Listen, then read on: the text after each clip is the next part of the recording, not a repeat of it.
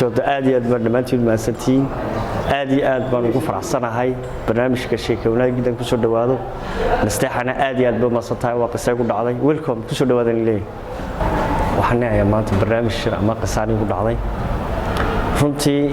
wixii dhacay dalabdubada way fiican tahay runtii waxaan leeyahay sheekadii xeebta ama barnaamij anigu dhacday ma aniga sheekani ku dhacday nafsataan aniga ahaan runtii xeebtan bari ka shaqeyn jiray aan ka shaqeeyo xeebta muddo badan anoo ka shaqeeya ayaa waxa dhacday gabadh xeebta sideeda oo aragtay horteeda dad baa waxay ka dhigtaan meherado marka meherada gabadh baa dawa iska lahayd jeedka lagu gaday sigaarka lagu gaday cuntada lagu gaday ana xeebta waxa ku maqnaan jiray 6 bilood 1 sano 3 sano markuu maqnaan jiray nisiibna gabadhaas baranay waxaan ku heshiinay daan markaa mustaqbalka reer samaysano oo waxaan xeebta ka soo shaqaystay markaan ka imaaday iyadoo waxay shaqaystaan isku darno oo saar reer ugu dhisan runtii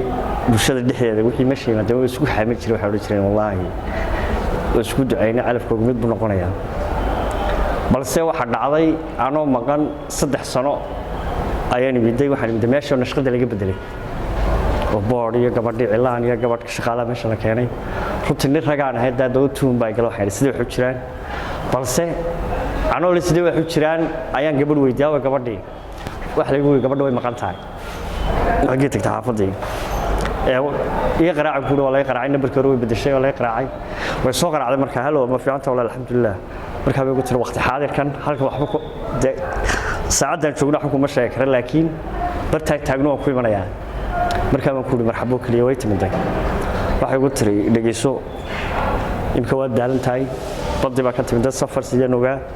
de qowlo waa isku ogeyn balse waqti xaadirkan waxaan ku sheegi karaa ma jira bay tiri imka marmeero xaafadan tagayna taadi waxba meesha iga qaaday xaafadii bay geysay markay fadhiisay way ku tiri dhageyso waqti xaadirkan dhimar xaaskiisa bay ku tiri daawiyid dabaruubad wax kasta da sameeyay runtii ma soo laabanaya tiri balse wax kasta adiga gacantada ku jiraan تترى إني كده كيما والله وان كيما كان أبتر لكن مركب ما نقول أنو خير لسن ما تدميني سيد بس شعارك بعرف كوين ما واحد ترى مركب أنو كامل تجي لكن وضيق عرف فصلايا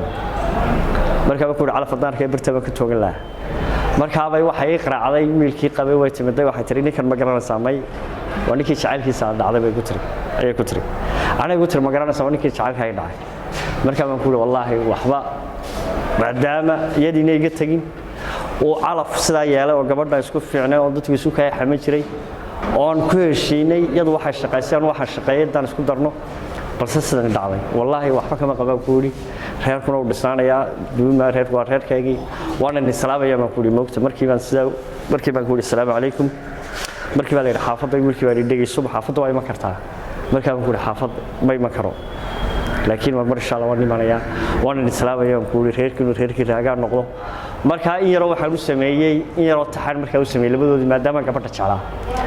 maadaama labadoodna dalka joogeen gabadhana aan jeclaa la isugu xaman jiray oo bulshada dhexdeeda oran jiray labadan way jecel way iskuursanayaan taxman u tiriyay marka waxaan ka bilaabay labadii dalka joogay